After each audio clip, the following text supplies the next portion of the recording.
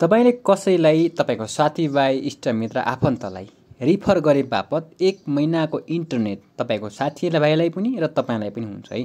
त्यसको लागि तपाईले डिसम एप खोल्नु पर्ने हुन्छ। माई डिसम एप मसँग छ, म खोल्दै छु यहाँबाट। माई डिसम यहाँबाट खोल्छु मैले आफ्नो युजर नेम र पासवर्ड हाल्न लगइन गरिसकेको छु। तपाईको छैन भने तपाईले हाल्न सक्नुहुन्छ।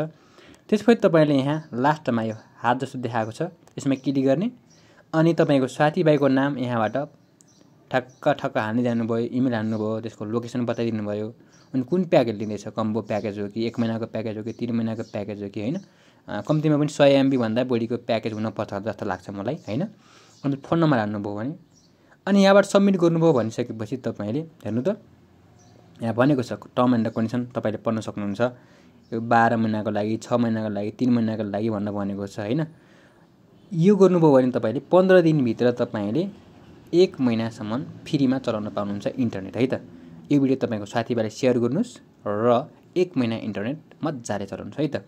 यो तपाईले डिसमा मात्र नभएर अन्य इन्टरनेटमा पनि छ है त। जानकारीको लागि फेरि पनि अनुरोध गरे। हस्त नमस्कार, धन्यवाद।